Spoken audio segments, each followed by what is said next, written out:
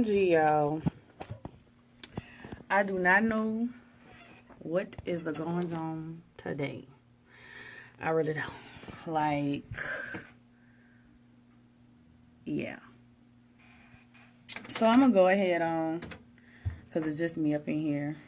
I'm going to go ahead on, and I'm setting up. For those of you who don't know, this is Baeology Radio. Baeology, a real-life study of love and relationships. Oh, I might want to go ahead and turn my microphone on, huh? That might be helpful. Let me see, I'm DJ 1. Boom! Welcome to Baeology Radio. Baeology, a real-life study of love and relationships. I'm trying to figure out what that sound is, y'all. It's always something going on. Anyway. Hey, y'all. Hey. Well, I am doing a Facebook broadcast. As well as this on CrescentCityRadio.com. So for those of you who don't know, we're on www.CrescentCityRadio.com. I don't know what's going on. I tried to set up my tripod so I can have my hands free. And I don't know what's going on with that. I am currently waiting for JayArson to get here. I think there was a thingamabobble or something, a piece that came off of my tripod, so now I have to buy a new tripod, y'all. The unpredictability of the live, right? But we're gonna go ahead and we're gonna thug it out anyway. I want to thank each and every one of you for listening in and for watching. I really do appreciate it. It's much appreciated. I'm trying to pull some things up, and so let me go ahead on and do that. For those of you who don't know, if you're in the city of New Orleans, you can catch me every Wednesday at Wind Down Wednesday at The Well. That's 1600 Basin Street, formerly known as Basin Street Lounge, now known as The Well, where you can get your thirst quenched. Yes. And every last, and I do that from 6 to 8. And every last Sunday of the month, I'm at 14 parishes. That's 1638 Clio Street from 6 to 9. Yes. And we have a live panel discussion there about love and relationships. Yeah, that's great. So while we are waiting for JayArson to go ahead and arrive, I'm signing in to my email. Yeah. And it's crazy because I really don't get a chance to set up before because there's someone in here before me who does not leave until 6 o'clock. So it kind of looks a little like this. But it's okay. We thugging it. And it's all good. Right? Yes. I'm in my email. Yay. Yay me. So, hey. One thing I wanted to talk about. I'm trying to get this a little higher, a little elevated here. So I can just sit it without it being like cocked to the side, cocksided, right? What's going on with my... I don't know. I do not know. But give me a couple of minutes so I can go ahead and get myself situated. Yes. And please and thank you for your patience as we embark upon this. I hope it stays. I think it's going to. Because I am the master at... For those of you who can't see me right now, I am the master of rigging things up.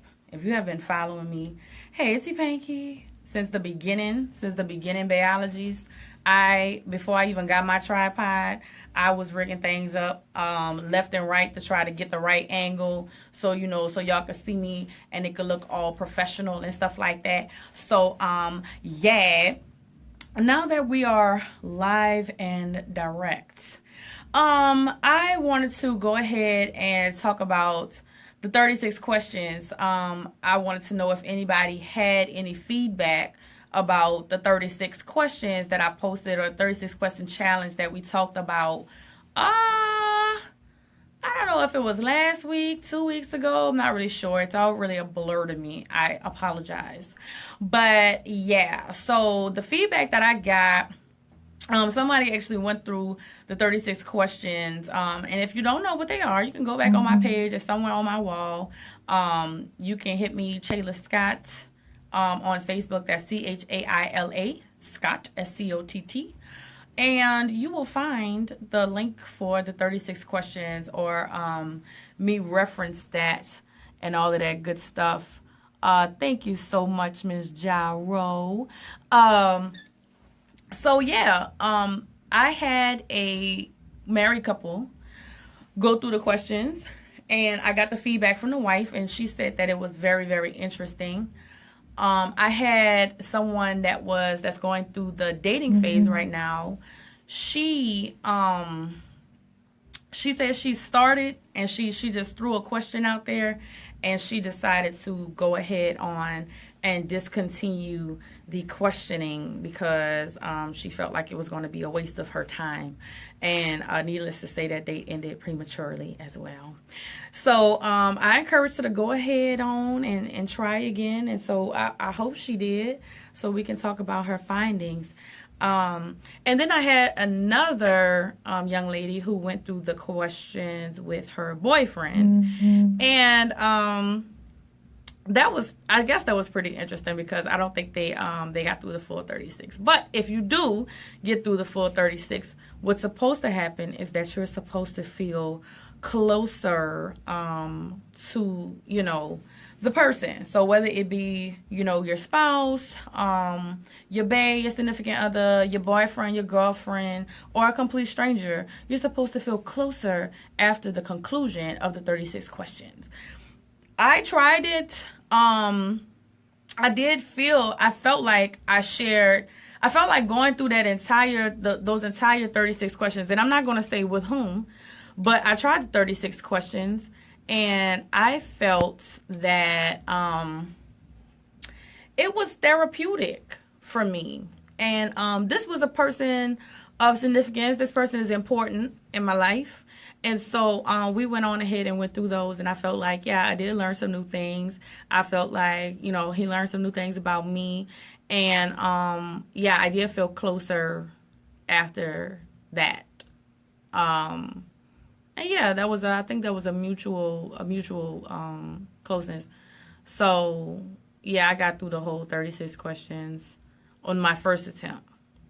My second attempt, we got, I guess, 2/3 through the way. So it's what I learned is that it's kind of a little difficult to go through those 36. You have to commit to going through the questions before you even begin. So that's my whole take on the 36 questions.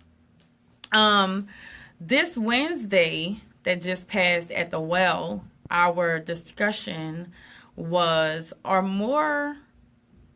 women more romantic, or are men more romantic? And of course, the men said that the men were more romantic, and the women said the women were more romantic. But I feel like, and this is my whole opinion on it, men by design have to be romantic. So when you look at the human interactions, whether it be, just traditional male-female, female-female, male-male, whatever, there is someone who is the pursuer and someone who is the pursuee. And sometimes those roles may change or they may flip-flop as time goes on. However, traditionally, in a sense, in a heterosexual sense, just say for the sake of time, for the sake of time, we're going to say that the male has been designated as the pursuer. So as the pursuer, when it comes to love and relationships by design, the man has to be more romantic. Hold on. Of the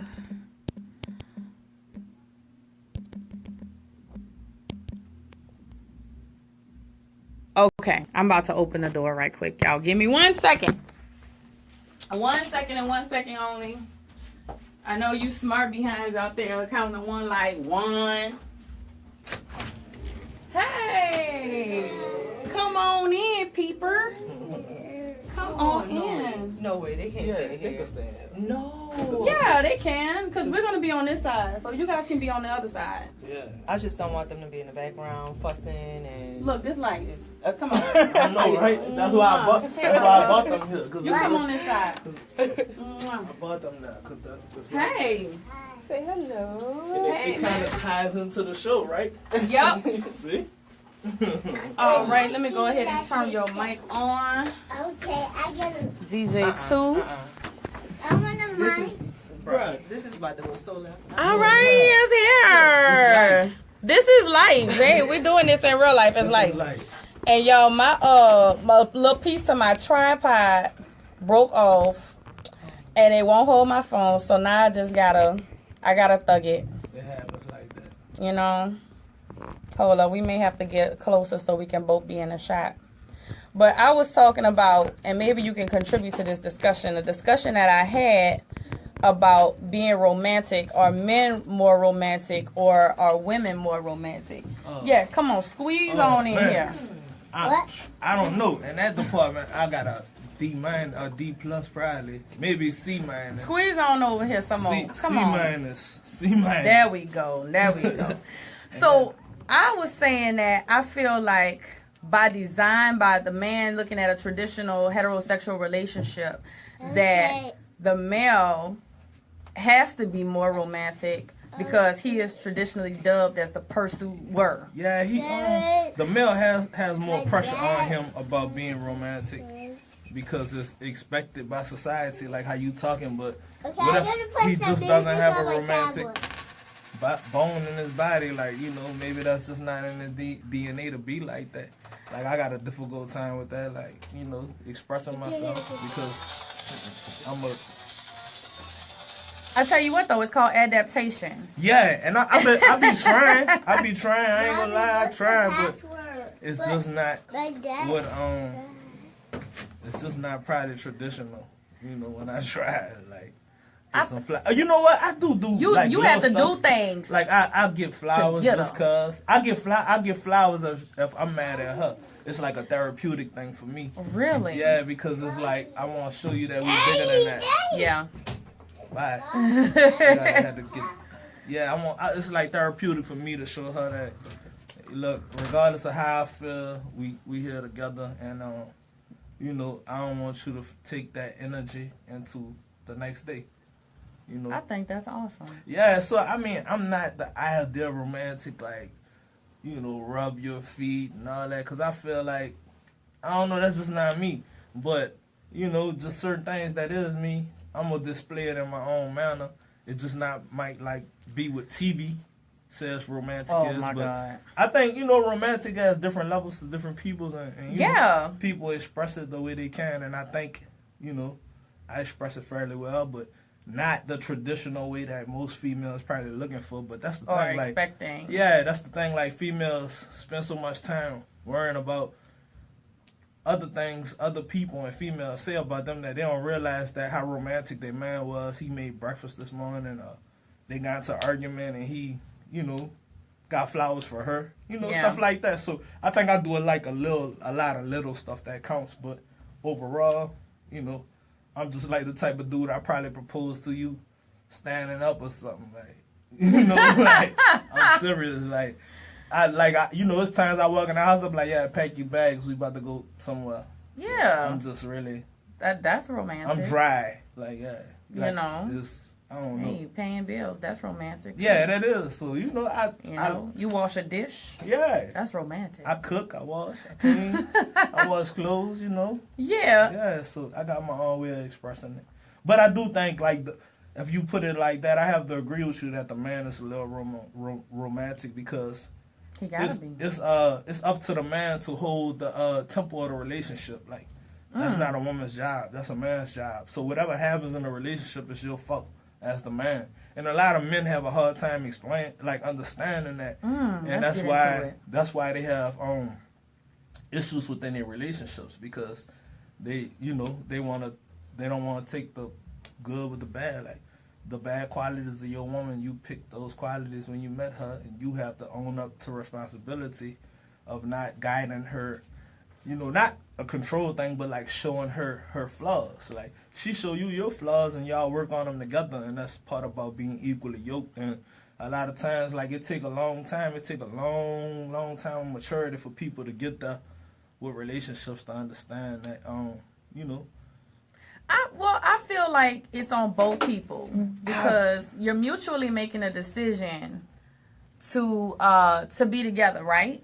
But B, I feel like just like that man is supposed to make sure that there's no room for anybody else to be entertaining his woman. Yeah. The woman also has to make sure that there's no room for any of the females to be sliding in the DMs for her man to be entertaining nobody else. I mean, that stuff is like, man. Now, if somebody gonna cheat, if you're doing it, and sometimes you could be doing everything in your power and somebody still cheat on you. But that's their issue that they have brought into the relationship selfishly. Yeah. See what I'm saying? I agree. But I mean, my biggest advice to anybody, if they don't have a social media that they're making money off of, if it's not something that they're running a business out of, like, delete that. Like, that's my best advice, because you could be doing perfectly fine in life and, you get a DM from somebody from 10 years ago that y'all just never had any proper closure to, and now you questioning your relationship is, am I with this person by default, or was this person the right person for me? So those type of things gonna happen, and I think social media kind of leaves the door open for things like that to happen, and I feel like if you're on social media, like, if I wasn't, an artist or pushing a brand, I wouldn't have social media, because it just leaves too much room for error in a relationship, period. I think. Really? And a lot of people not mature enough to What did I do? I did something I wasn't it's the supposed to do. remix. Okay, there we go. Nah, a lot of people not mature enough to accept the responsibility level that comes with social media, man, by default. Like, so, I mean, DMs don't excite me. I mean, she only DMing me because of how I treat my other, what she think I may have. Like, it's not even about me, it's about her. And a lot of guys fall victim to that trap because they never had any type of attention like that before, but that don't bother me, like, personally. So you just got to have a person with a different level of understanding with social media, but if you can't control yourself, delete your account. That's how I feel. So, because you could be doing everything right, and that just could be the right timing, and, right place, and one too many drinks heating up, and it's over. So, it is what it is. All right. Yeah. So, we just, went on in, right? Yeah, vibing in. By the way, I'm JayArson, man. Introduce yourself. Yeah, I'm JayArson. I came right in on the show, man. I'm glad I could be a positive contribution to what she was talking about, and all these things are things that I talk to myself about, so really this whole show probably gonna be therapeutic for me also, for real. So yeah, most definitely. I mean, it's therapeutic for me as well. Yeah, because it helps you kind of look at yourself outside looking in, and you get people different inputs put in that matters, and also it just helps you talk about issues that you probably been having that most people don't talk about. So you kind of like your own therapist. You know what I'm saying? Right. Yeah. So shout out to you for that. Thank you. Yeah. Shout out to you. You just gave me some therapy advice to myself. I had to think about. You know what I'm saying? Because my significant other always on me about. I don't know. I think I'm not the typical romantic guy. I think she'd rather me be this. I don't know. I don't know.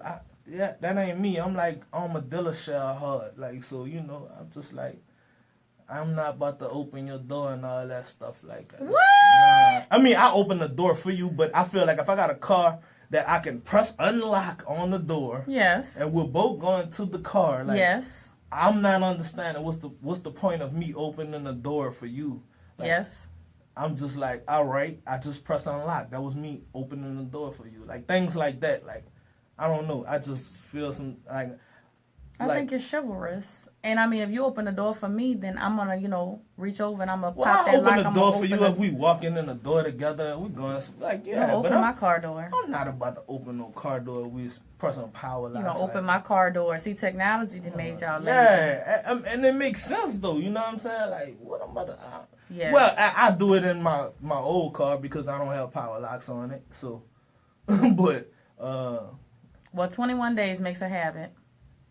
I don't know. That's all I got to say School me about on that. 21 days makes a habit. I think that, you know, opening a car door for a woman, honestly, it makes me feel queenly. It makes me feel royal.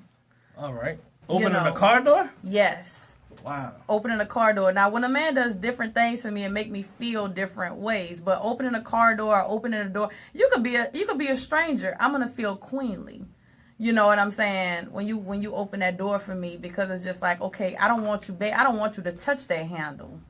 I don't want your hand to touch that handle. All right. I'm gonna do it for you. I'll be like, yes. Yes, Your Highness. You know, and rightfully so. You know, you treat me like a queen, I'm gonna treat you like a king. You know, what you put in is what I'm gonna reflect back to you. I work like the universe. I agree with that, but I just feel like certain stuff just unnecessary.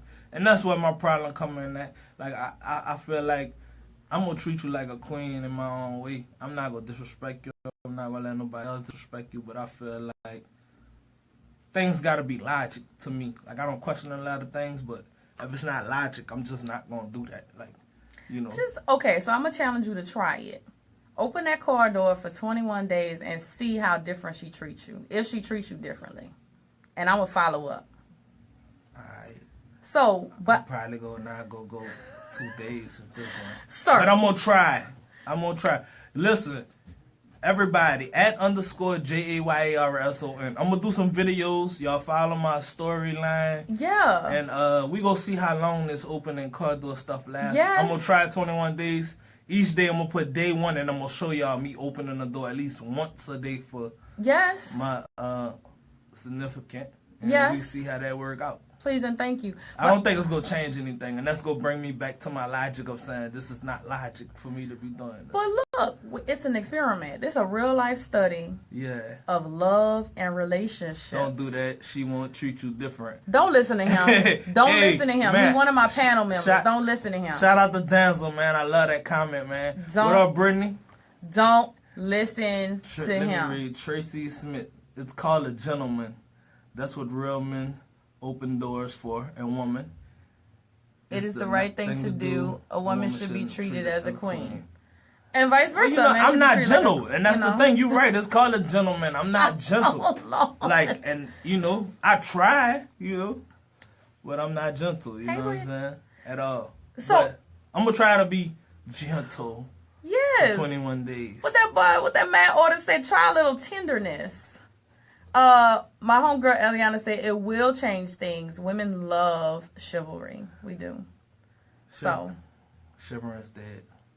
No, it's not. I'm just kidding. Quan Pete said, what? She will treat you different. Yeah. Oh, you know what? Oh, y'all, man, it's my Facebook. Y'all can. I'm gonna do it on Facebook. Give them everything right now. Everything. Look, my Facebook is Justin Getting Gettin Bank BANK. That's my personal. I thought it was Justin Get Bank. Yeah, Justin Get Bank. Yeah, I'm sorry. They made me. Like just GETT. Yeah, they made me change it. They was like, JayArson's not my real name. So JayArson Oh, is my wow. fan page, but they made me change my real, and I don't like that. You know why they do that? So you could break that bread with them. Because when you don't, when you can't get into your account, like my account been tripping. So every time I have to see like somebody tag me to something or whatever, like I have to verify myself, and it's been saying that my password isn't working. Oh. And so they'll ask for your ID. So that's how like a picture. You to upload a picture of your ID. I don't know why they did me that, because I recently like did some verification paperwork, so like I'm officially JayArson. Oh, you about to be official? Yeah, I'm verified on a few things, but Hey. it's just been a process. Like, it's a long process, especially when you're doing it on your own. I need to know how to get that Yeah, check. I need a definitely. check. No, I'm definitely, man. When off the air, I'll tell you a few things that you can do, because all this stuff is a check, man, more than you know it. And it just took me a lot of time. They still talking about the shivering. Hold up. See, bro, I respect Hey, your how you views, doing? but Hello. you feel this love is unconditional. Be blessed. Yeah, man, definitely, man. I feel like that about it. And shout out to Andrew for respecting my views. And love is unconditional, and I agree with that. And love is unconditional. I don't feel like something as petty as me. Now, I ain't gonna say it's petty, because women, I think it's petty, but women look at it as something that they value and it makes them feel queenly. Then I'll put my pride to the side and do it. But I don't feel like that justifies love, because I could be opening the door for her every day, and Jody could be opening the same door for her. So what's the difference? That's my mind state. But I will try it, man. They always messing with stuff. Coming Yeah, man. Like, it's bad. Hey, I like dude. That's Denzel. Denzel, right? You can call his name gonna be Denzel tonight. Denzel, man. Denzel. I like Denzel, man. We're gonna call him that. Look, we gotta be better gentlemen for the ladies, man. And you know. Hey, Renzi. I want to talk about you though. So this time I was stalling. Okay. But during this time, the first hour, I normally come in and I highlight, my guest. Okay. So I want to talk about you, when you fell in love with music, what you do. First of all, get it out there. How can the people reach you? You can reach me at _JayArson. That's JayArson. Make sure you put the underscore in the front. Facebook, Twitter, Instagram, Snapchat, The Real JayArson. No underscore in front of that. That's TheRealJayArson.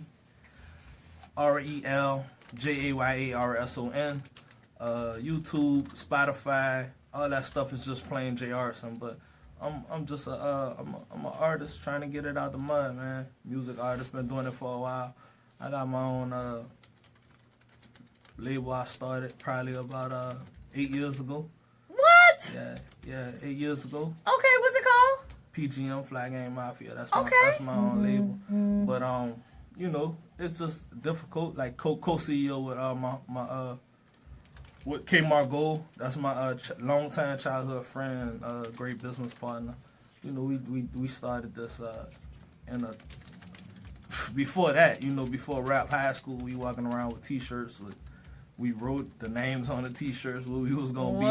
So this stuff is basically like I just kind of cut it out in stone for myself. And like I tell people all the time, like if it's something you really want to do, you're gonna make time for it. You gonna figure it out. Right. And believe me, with this music stuff, it's a lot of figuring out. Like I had to do. Just this year has been pretty good for me though. I can't complain. This year was the first year I actually had. Well, the second time I was written up in a source, but the first time it was. The first time it was just with the list of New Orleans award nominees, and this year was actually about just me. Whoa! And, they released my last two videos. The source released them, so I'm pretty excited about that. That's huge. Yeah, definitely. Just to be able to be like I grew up looking at that magazine as a kid, sneaking in school, like looking at the people that's in it, and wondering how could I be a part of that. So that's just a huge accomplishment for me personally, that it just humbled me more than anything. A lot of people might just feel like they conquered the world, but I just feel like I haven't did enough. So that I'm real hard on myself about waking up every day and feeling like, man, I haven't did enough. I didn't go hard enough today, and that just helped me to go whatever y'all think I'm going. But I just always feel like I'm not going hard enough. But yeah, to sum it up in a nutshell, that's me, man. I'm an aspiring artist, you know, doing my thing out here. New Orleans to the world. You feel me? Awesome, awesome. So, how would you... Cameras on. Shout out to Dale, man. Shout out to Dale man. How would you classify your music? If you had to classify it as anything in the world, how would you explain your music to people that don't know?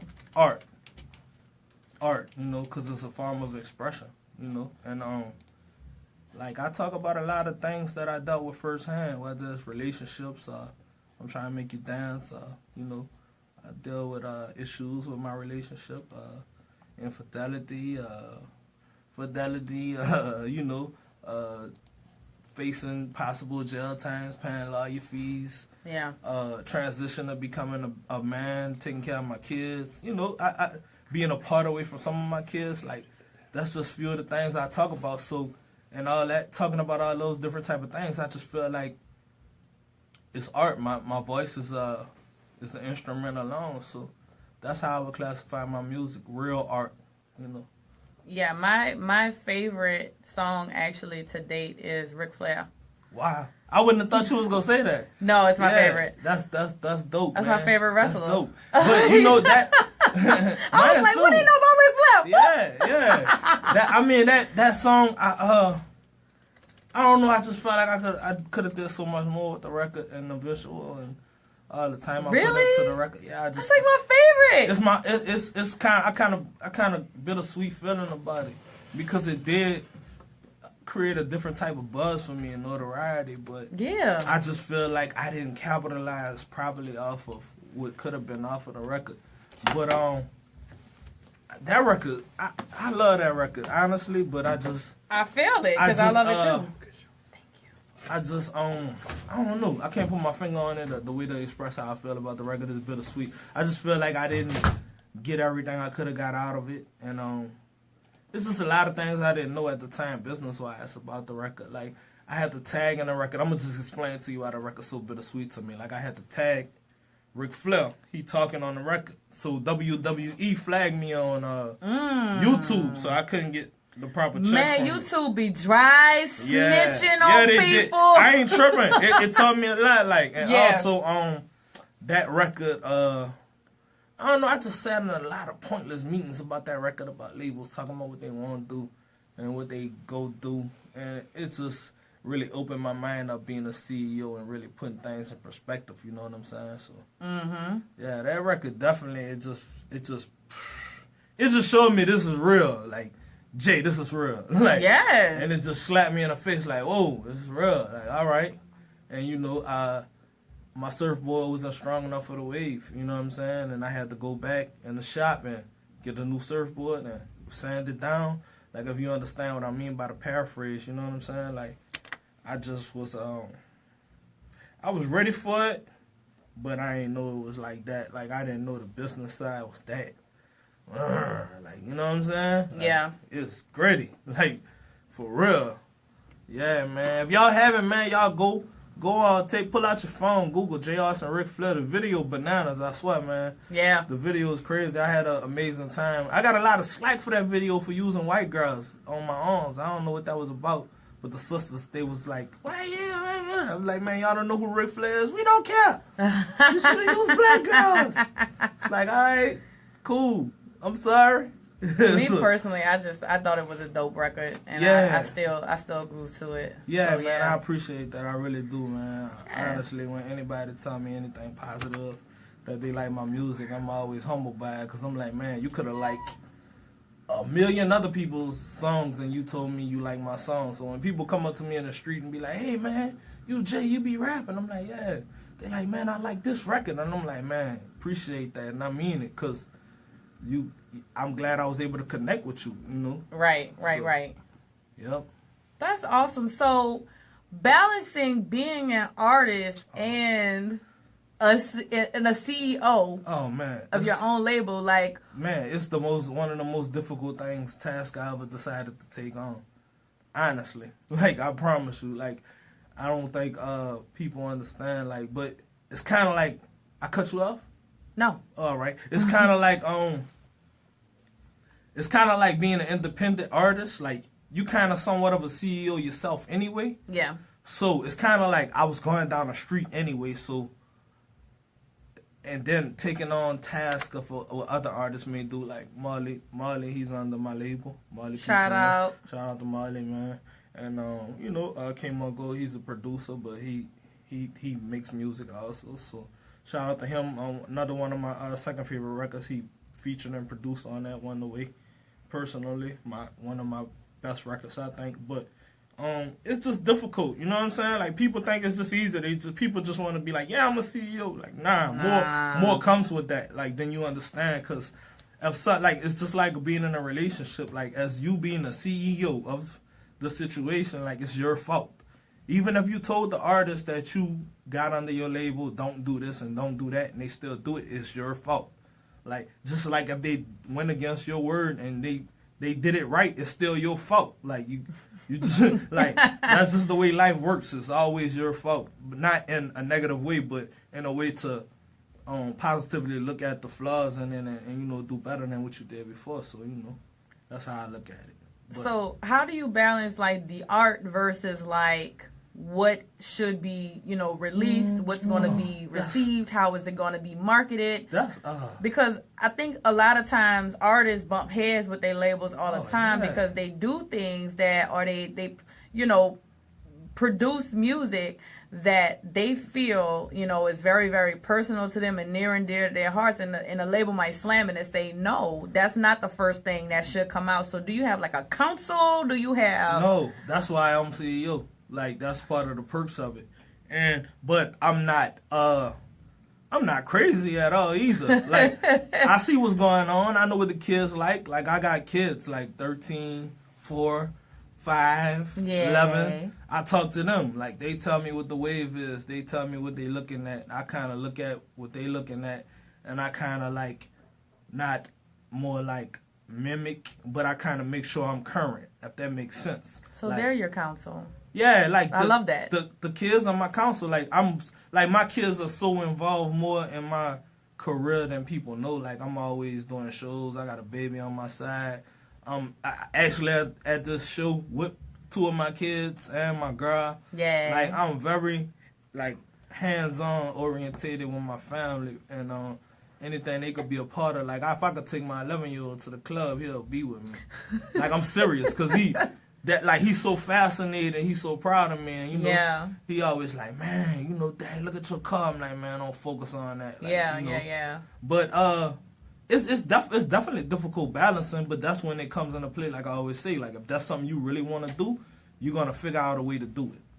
Like today, like I had to figure out a way to do it. Like period. There's no excuse. Like it happens. Like life happens. Like I don't have time to figure out. Well, I'm taking the kids with me, like, Yeah. And that's just my second thought on everything I do. Like, my kids, my counsel, my situation, my counsel, and I do what's logic.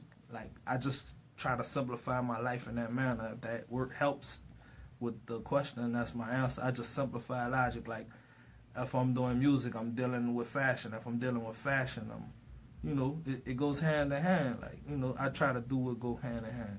So. Okay. So on a more personal tip. Yeah. How do you deal with, being in the industry? You got, I'm more than sure, Meow Mix flying at you left and right. Oh, man. And, being in your, relationship. Oh, my God. If she was in here, she'd be, yeah, Meow Mix sound all the time. Yeah, Meow Mix. She'll be going crazy. Meow.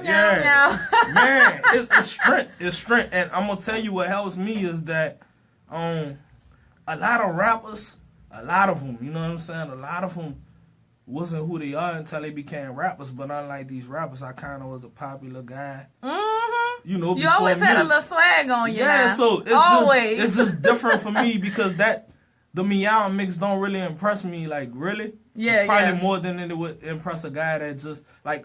These labels be making these artists. They tell them what to wear. They tell them what to dress. They tell them how to record. All that stuff. They tell them how to talk to people. But with me, it's not like that. Like, it's kind of, you would think it's easier for me to deal with the label because of that. Like, it's not, because I'm so strong, it's kind of like they looking at me like, who's behind you? Mm-hmm. You know what I'm saying? I done had people ask me those questions, but you just got to be strong, man. And I'm going to tell you, it's a tough task, like, for real. But I make it happen, you know what I'm saying? Because at the end of the day, it's just like, you want some money or you want some meow mix? Right. And that just simplifies it for me. Like, all right. But this way it become a big, if the meow mix could bring in money, then you got to weigh out, you want the meow mix and the money or you want your family and some money. So right. It's just balance, like, you know, and that helped me simplifying it to that expression. Like, all right, this meow mix go bring in 5 racks and I'm going to lose my family. Nah, I'm cool. Yeah. Like, you know. Yeah. So that's just the way it happens for me, man. And trust me, it's horrible. Like, I got partners ask me, like, how I do it. I had my homeboy came down. He did a show here with Rollo. And it was crazy, man. Like, because I was there with him, and he was just looking at me. He was like, man, I don't know how you do it. I said, I don't know either. But if you told my girl how many girls I curved tonight, she wouldn't believe you.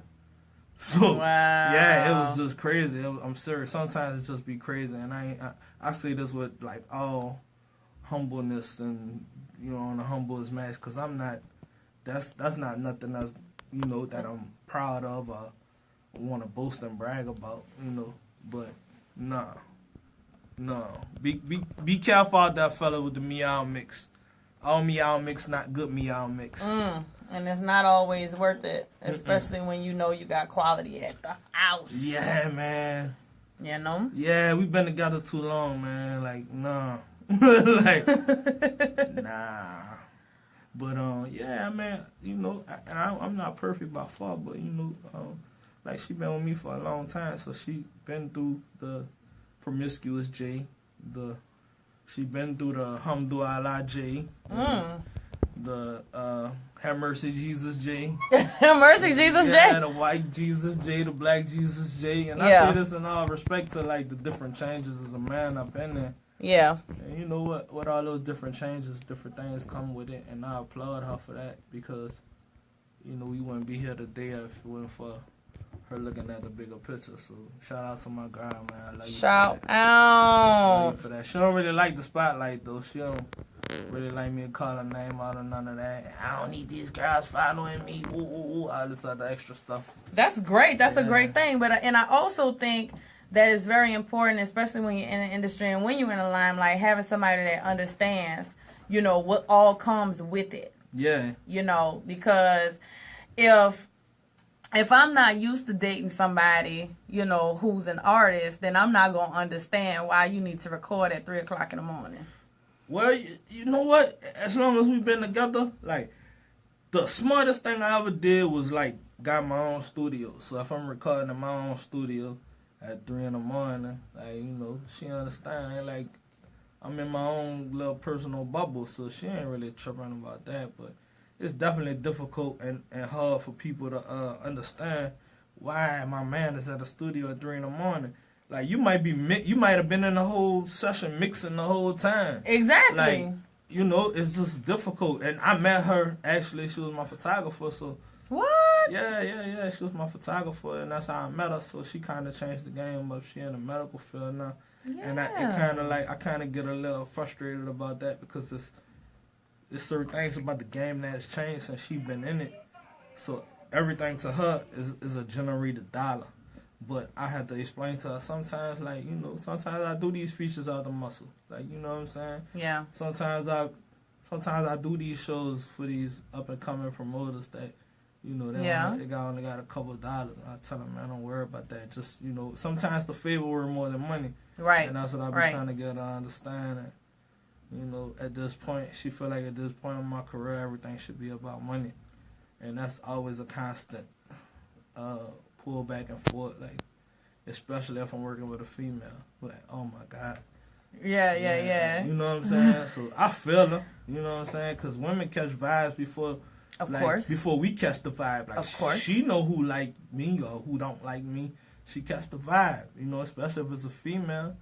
So, you know, it's just always, like, everything comes down to balance, man. Balance, for real. And I try my best to do what I can do. But yeah, it's just balance and being in the studio and all that stuff. Cause really, look to young artists out there, and I say this, not no disrespect to my girl. Like I'm gonna tell you, if you're not in a relationship, take your time because relationships take a lot of time away from your career. And everything you do, your relationship has to be taken into accountability within your art form or whatever you're doing. So if you don't have to be in a relationship, do not get in one because your relationship should be your career if you're not already in one.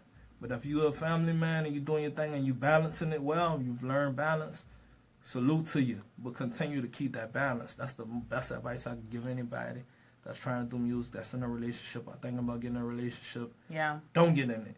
Like, if you ain't ready for that. Like, if you're not ready to create that balance and put self to the side, don't do it. Yeah. Yeah. Real spill. Yeah. Dazzle said, Alone in New Orleans is his favorite. Oh, man. Bro, I'm glad you like that, man. You must be, like, a hip-hop head that like lyrics and bars then. Mm-hmm. Yeah. Alone in New Orleans, man, I just, the talking at the end of that record really gives you the whole feel of like where I'm coming from, what I meant by that record. Like, I was just talking some fly stuff on the record, but I really feel sometimes like I'm alone in New Orleans, like, and that's a gift and a curse, because sometimes I might hop in the whip and take a ride, and I feel alone, trying to like get to where I'm going at, you know what I'm saying? Mm-hmm. And like, a lot of people that I want to come with me may not come with me, you know what I'm saying? So yeah, a lot of times like that just, I feel isolated within this business because it's just a lot of stuff that go on that people could only imagine, man. Like, and a lot of friendships could get tainted in a relationship, like things change with the weather. And you just got to have a strong team behind you that understand the change. And like, everybody not going to understand the change, And in my case, I've been blessed to have some people around me that understand the change, you feel me? Yeah. So, but it's still heartaching at the end of the day because it ain't how we pictured it would be. You know what I'm saying? It's just kind of like, man, like, so that's how I feel sometimes. Like, I'm just alone in New Orleans trying to make a way out. You know what I'm saying? So, yeah, I'm glad that's your favorite record, man. But that's the whole spiel of that joint, man. So, I want to switch gears a little bit. Because now we're coming up on the second and last hour. Yeah. And normally, what I do is have like a preset of questions that I'll ask just in general about your opinion on, certain things on love and relationships. Yeah. But I decided that, I wanted to do something a little different. Whoa. For you. Whoa, Chemo side. Because, I follow you on Facebook. Okay. And I'll be going ham on that, too. I really do. I have a ball on Facebook, like, for real. Yeah. Yeah. And so, yeah. What I did was I actually took some screenshots. Ooh! A couple Ooh! of some of your quotes. Ooh. And I want to discuss these in the last hour. Ooh! Can we go ahead and do that? Let's do it. You ready? Ooh! All right. Oh, man. Some of them I loved and some of them I had questions about. Man, let's get into it. All right. I can only imagine. People, it's funny. Like, sometimes on Facebook, I just, like, really ramble. And, it'd be, like, lyrics I'll be quoting and stuff, my own lyrics and stuff I'm writing on, poetry. And a lot of people be like, man, where did that come from? And I'll be like, man, it just felt, I felt like saying at the time. Look, Dale, me too. Oh, I need to get you on. Oh, you need a whole segment. You need 4 hours on here, Dale. Oh, I could do this whole Baeology just with your stuff, bro. Oh, man, please. Oh, my goodness. You said if she got a tagged account, she a flipper. Oh, yeah. This is not a debate. I don't know what a tagged account is or what a flipper is. If your old lady got a tag.com account, she is a flipper. You heard me? First of all, what is a tag.com? Tag is like Facebook for freaks. You heard me? Ooh. Like, straight up. They be, look, you know how Facebook kind of the wave now and people kind of like, they're a little more loose on Facebook. Like, Tag has been like that. You know, and I had homeboy, man, I never say his name, you know what I'm saying? He married and everything. He like, listen, you got a tag, fool? I'm like, no, no. He like, MG. man, look, I met this chick on tag. What? I smashed her in the Burger King bathroom. What? I'm like, ooh. So yeah, these girls on tag, man, they be ready to go because it's like, it's kind of like a taboo site. Like, not too many people know about it, so if they know about it. So is it like Backpage for free? Nah, it's not like that. It's more like a social media, you know what I'm saying? DTF social media? Yeah, something like that. It's like, you know, it's like an unwritten rule, though. All you gotta do is slide in a message when somebody told me it's going down. Wow. Yeah. You know I might have to explore this with like a fake account. Yeah, get you a fake account and you'll see it. Yeah, It's like, I need to know what's this tag business man, for my research. Don't look, she'll flip her. Look, one of my homeboy, he put straight flip on there. Now, what is a flipper? Somebody that can get flipped around like a coin, like heads and tails, you know? Oh. That's the best way I can put it on this PG rated radio station. Like heads and tails at one time. Oh, wow. So that she put the coin in the air, you dig? Tag be wildin' for real. See, he's smart. Wow. This dude, where he at, man? He need to be here, man. He could have been here, but he opted out, you know. He should have been here, man. This was the show for you, man. My panel members have open invitations. So, yeah. He said they hot and ready like Little Caesars. $5 box, Woody. Me and Dan's gonna have to have a discussion about what he know about this. I'm gonna tell. Ain't no fun. I'm telling. If the homies can't get nothing, flipper. Shout Wow. out to Dan. Listen, I'm not making this up. You can ask any guy.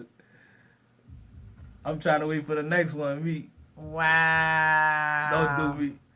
I'm telling. Oh man. He know who I'm telling too. I'm telling. Don't tell, man. I'm telling. Don't tell. Yes, indeed. For those of you who are just joining us, we're over here in the second hour of Baeology Radio show on Crescent City Radio with JayArson. Yeah. AKA Justin Get Bank on Facebook. Yeah, Justin Get Bank. Y'all want a good laugh, man? Y'all get at me on Facebook, Justin Get Bank. I promise you, you go be in for a treat. My goodness, and we are talking about his Facebook account right now.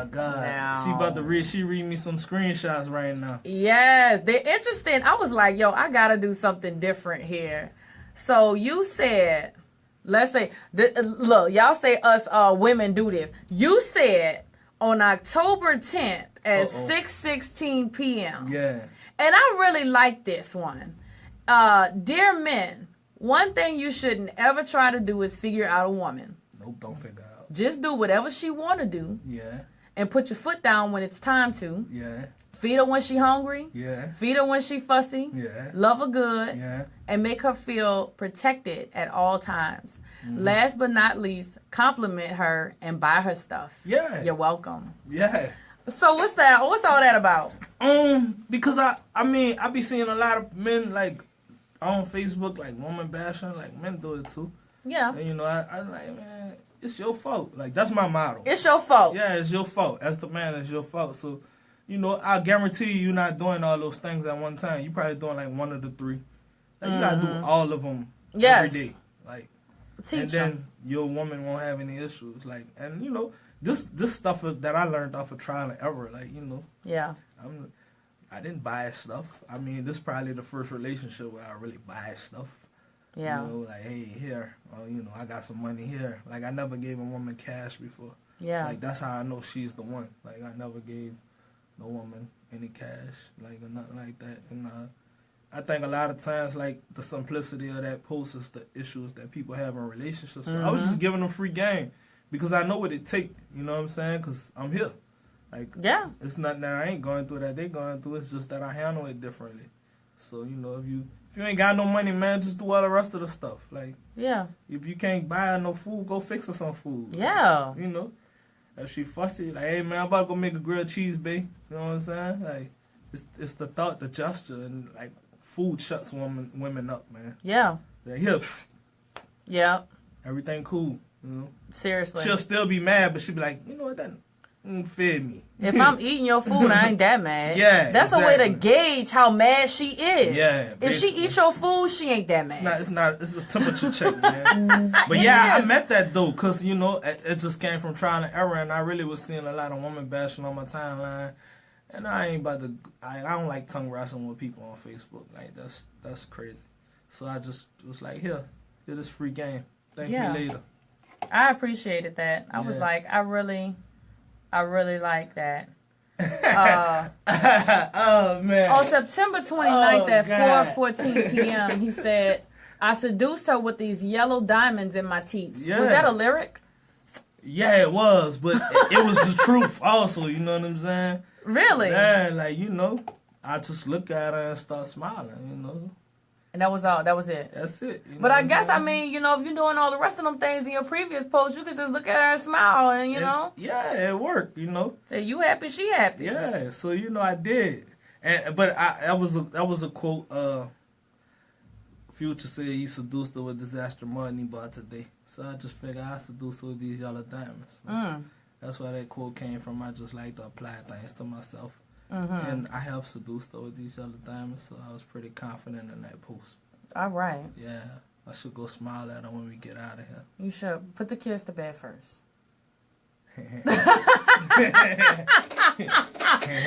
That's all I'm going to say. On September 22nd at 5:24 a.m. Oh, God. Lord, this was in the morning. In the morning. He said, women are petty. This is not a debate. Good morning to all. It's not a debate, man. What do you think is the source of women's pettiness? Emotions. Like, women are very emotional creatures. And, you know, they go with their move a lot. What I mean by that is that, you know, I'm going to just give an example. It could be an ex, like, and I'll post a picture of me and my family.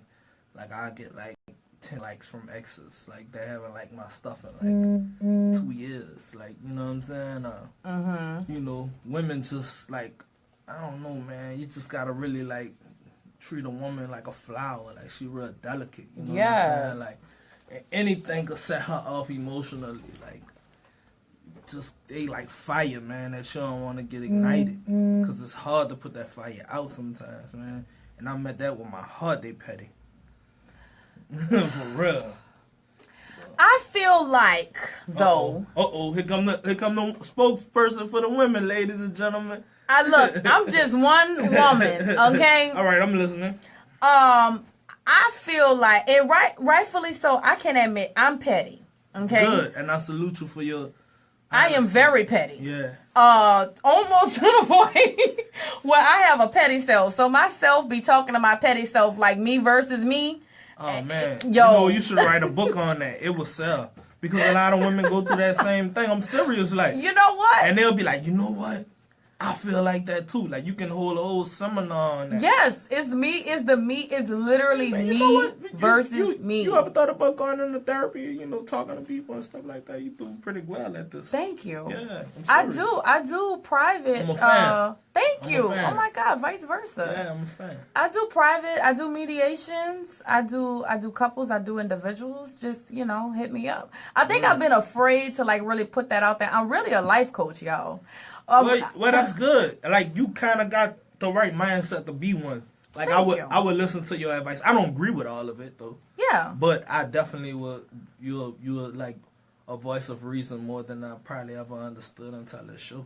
Really? Like, yeah, you know, cause man, you know, off the record, you know, this family. Yeah, like, this family. Yeah. So you know what I'm saying? Like, it's family, but you know, I respect what she does. She respect what I do as a professional. Yeah. And like, you know, we like sometimes just run around at family events. We don't get to really chop it up like this. Like, I know. It's different. Like, you know what I'm saying? But it's a good different, though, and I appreciate it. Today is the day to start. Definitely, man. You know, I'm bad on that horrible. Me too. On keeping in touch with family. And, like, that's not outside. Like, it's enough I got my nephews and their kids. And, like, you know, like, my kids and...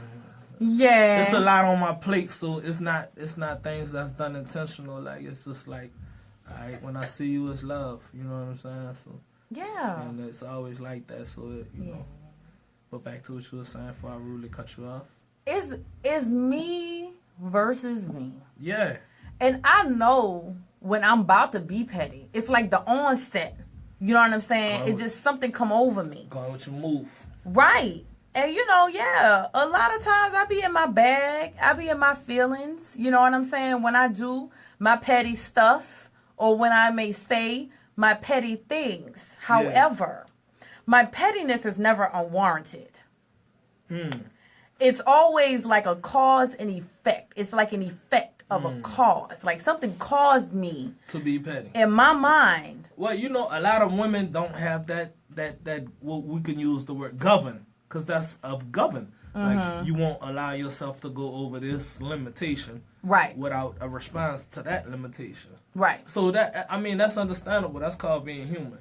But I think women can shut that off sometimes. That govern needs to be brought down a little bit, because I don't know, like they got a lot of petty fellas too, but most of them, that's not never a good trait for a guy to be walking around saying he petty. Like that's real. No. It's a lot of words I could call that on, but we on air. But you know what I'm saying? Like, no. Well, it's also an indicator of, emotional turmoil, right? And so that's been traditionally given to women, right? Yeah. And so when you have a man that comes out and I think expresses his emotions in a non-constructive manner, then he is labeled as being feminine. Or having feminine traits or feminine-like attributes, because he isn't showing his emotions in a way that men normally show emotions, which is no emotion, if that makes sense. And that's just the general perception. It do. I'm not saying this. I'm just that's general. It's a general perception. That's not what you stamping behind. Right. But that's just what people generalize the situation. And I can agree with you. You know what I'm saying? Totally. But I mean, it's not wrong with a person sharing their emotions. I share my emotions every day via Facebook. Yeah. Like and it's not a negative thing. It's just a way to do it. For all you guys that's looking how to be a strong, how to have your strong tone. And still share your emotions, man. Go look at my Facebook, man. I'll teach you something, man. Go look at his Facebook. Yeah, go look at it, man. Justin Get Bank, man. Two T's, Two man. T's. Yeah. She helped me remember my Facebook today. That jacked me up the first time I saw it. I was like, wait, 2 T's? Yeah, cause my platform was Instagram, man. It's just easier for me there, because people just want to see. Like they want to just see, they just want to look, oh, okay, that's what this guy does. Like, all right, he wears nice clothes, he drive a nice car. Yeah. Like Facebook kind of not like that. Facebook is like really personal, especially like it's like more like family orientated, family and friends. Like I got like so many aunts and uncles that's on my Facebook. Like I kind of got to gauge what I think I'm about to say sometimes. I'm like, hold up. Oh, I don't. I stopped. All right, hold up. I was like, if you don't like what I'm saying, unfollow me. Yeah, but I think I do a good job of that. Not just going too far. Yeah. Because I could go really far if you look back 2 years ago. Like, but I'm definitely a different man now. So What was the onset of that metamorphosis? Oh my God, my relationship. Yeah. It was my relationship. It's like entertain people or entertain my relationship. It's just like a balance. Like just really seeing how, me clowning too much could upset her. And I was just like, all right, I don't want to make her feel like this no more. So that was the catalyst for your growth. Yeah, really. And that's what relationships are supposed to do. It's not, it's not always comfortable. I think people have that misconception, but relationships, especially with the right person, is literally designed to push you out of your comfort zone. Yeah, I didn't know that, though. Yeah. I just thought you'd get a girl that just let you do what you want to do. What? Yeah, that's what I thought. Like, let me have my side girl. Yeah, no. And let me have my girlfriend. And, we all good. But a that's wife, not what a it's mistress, about. And a girlfriend? Yeah, I really, like, growing up, I thought that's what it would be. I thought I'd have, like, wife, a mistress, and a girlfriend. I thought I'd have, like, 3 women in one house. I thought I'd be on some King Solomon stuff, man. Really? Yeah, but I met the right one. I kind of was until I met the right one. Exactly. So, it's cool. It's all good. And I was just watching Farrakhan talk, and he was just like, even being a Muslim, like having the ability to have 2 and 3 wives legally, He was like, man, it's still another woman not designed for you to be having more than one of them, especially not a black woman. And, So, yeah. for all, because there's like a subset of people in the woke community that's really pushing this polyamorous stuff right about now, talking about they got more women than men and, you know, all of this frou-frou and BS. It's hype. It's all hype. It's hype. I think it's a whole bunch of guys that was like, let me push this agenda to get a consensual multiple meow mix at one time. But really, that's not what you really want to do, man. Like, I mean, if I agree to that, I agree to that. You know, they do have some women that are just, you know, free spirits, and, you know, there's nothing wrong with that. But most women do not want to share their man with anyone. Right. And even the ones that will share their man with anyone, they'll rather share them with a stranger. Like don't nobody want to share their hot dogs. Yeah, they nobody Verone. Nobody shares their Verone. Yeah, no, nobody shares Verone, man. What's wrong with you people, man? No, I'm buying the box. This whole box mine. Yeah, but you know, I don't know. Like the woke community got some BS with them, I think, sometimes. That's just one of it. Everybody got their BS with them, though. Not it's just particularly with them, they've been, I'm finding that's an agenda that's being pushed. Well, I mean, it's just like anything. Like, it's a political move. Like, they gonna, like, push it. They go social media at first. Then they gonna pick a popular spokesperson to speak for it. You know, And then, you know, they gonna campaign with it until people start doing it. And then they get the people that's doing it to rally and say how great it is. And then they run for office again.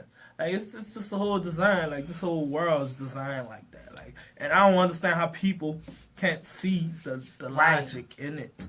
Like, it's a system. It's a system. Period. It's a system, like, inside of a system. It is. And, like, you know, I don't really like getting into this type of talk because people don't expect me to understand the system. But no, I've caught some waves on that too with on your page, and I'm like, yeah, I mean, because there's a lot of stuff like, you know, just my pops being affiliated with the Black Panther Party. What? Yeah, just growing up. Why didn't I know that? Yeah, I mean, probably because he lived way out here, you know, wow. and just like growing up in a house where people come in and they're talking about Black Power and Muslims coming to the house, and, you know, my pops being an activist and all these different type of things, and like all these different type of things make up the layer of who I am, like, you know. Right. And it's crazy because it's complex, like it's real complex, like being an Air Force veteran, and being some whatever quote unquote people call someone that has been in the streets before, and all these other type of things make up who I am, and it's kind of hard to kind of push one thing when I'm so many of these different things that's complex to make myself. So I can sit down and have a talk with a white supremacist. I can sit down and have a talk with a black supremacist. I can sit down and talk to a Democrat or Republican, and we can have an intellectual conversation to agree to disagree because all these things I've been exposed to, you know. So. Right. And I think that, you know, we as humans having this experience called life is just a trip in itself. Yeah, definitely. You know what I'm saying? Definitely. Sometimes I really be sitting down and, you know, I have my petty self, but I also have myself outside myself. I call it my God self. All right. And it's like my God self is like talking to my self like, yo, this a trip, huh? And I'll be like, yeah. Wow. Well, you know, that's called divine intervention. Yeah. I mean, that's why you call it the God self. Yep. Because you understand that it is divine intervention. It's a trip. That you having with yourself. So that's a part of, quote unquote, a part of God that he made in us in his own image, whatever religion you believe in. I believe that it was a higher power that made us all in their image, and that's how they communicate with us. So. Yeah. And I also feel like, you know, we've subscribed to this experience, and that I think a lot of people get their emotions way too involved. This is temporary. Yeah. You know, we're not, you know, this plane of existence is temporary. Now we getting into some whole other stuff, but I love it. Yeah. But this plane of existence is temporary as we know it right now, and I think people get way too involved in that and not realizing that life is fleeting. Yeah. And so it's just like, yeah, while you're here, you make the best of it, but at the same time, it's like, you know, it goes on. Yeah, you know, it's funny. I kind of had a divine intervention with myself a couple of days ago. Yes. Along these lines, and I've been talking to my son because I've been missing my father a lot lately. Yeah. And I was talking to my 4-year-old, and he's 4, but he's 44. And I said, man, you know I'm always be here with you. And he just looked at me like, all right, like he understood what I meant. And I pounded him in his chest by his heart. And, you know, I was just letting him know, like, I'm here forever. Like, your spirit, you know, once you leave out of this body, it condescends into wherever it's going to go, into wherever higher power feel like it need to go somewhere else. It allows it. So, you know, and regardless of how much I miss my pops, I know he's still here. Yeah. Condescending inside of my son and, you know, wherever else he might be at. So I definitely had these talks with myself, and it's crazy because I don't have nobody to talk to about it all the time. Now you have my number.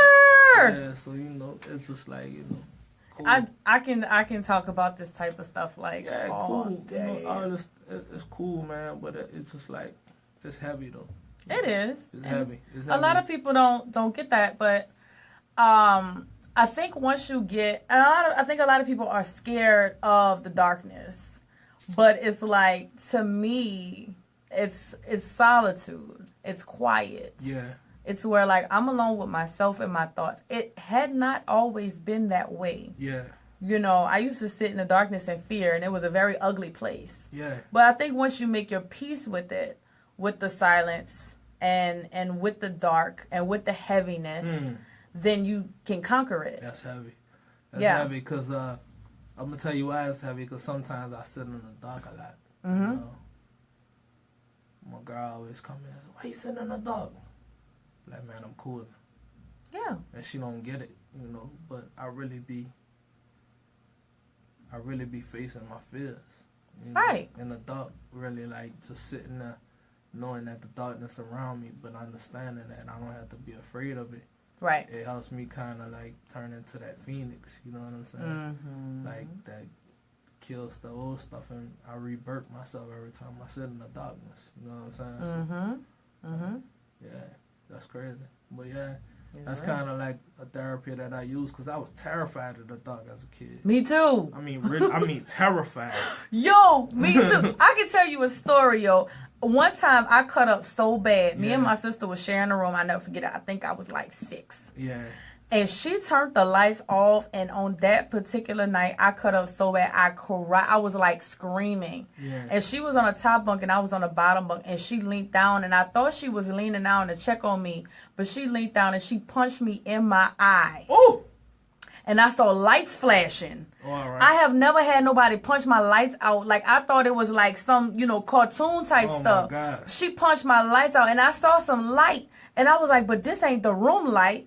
I was like, wait, am I going to heaven light? Is this like the light at the end of the tunnel? I didn't know what was going on. That shut me up. And so I cried in silence until I got over it. But yeah, that was my terrified of the dark story. Wow. Yeah. Man, so this is mean. Yo, she say I'm the mean one. That was mean. Yo. That was mean. That was torture, man. She punched my lights out. She punched. Well, the good thing about it is that she gave you some light. She did. Yeah, for a couple of seconds. I was just like, oh, when is this going to stop? Am I going blind? Like, yo. That's crazy. Wow. So, yeah. What you got any scared of the dark stories? Man, I don't know if I want to share them on air. Don't share them. Yeah, I'm trying to think. I got a few of them, man. Seriously, like, but it's nothing embarrassing. It's just kind of real spiritual. You know what I'm saying? Like, yeah. And I don't think. No, everybody ain't for that. No, everybody it ain't. And I keep that to myself because I don't like talking about that anyway. I'm getting goosebumps right now thinking about it. So yeah. But just know, man, the dark was a very dark place for me. But now I kind of just face the fears and, you know, the negative spiritual things that might be around me, and I stare them in the face now. Yeah. Yeah. So that's what's up. Yeah. Yeah. But back to these questions. These posts. I want to see what's going on. Okay. I got 2, so it's a 2 for 1. All right, 2 for 1.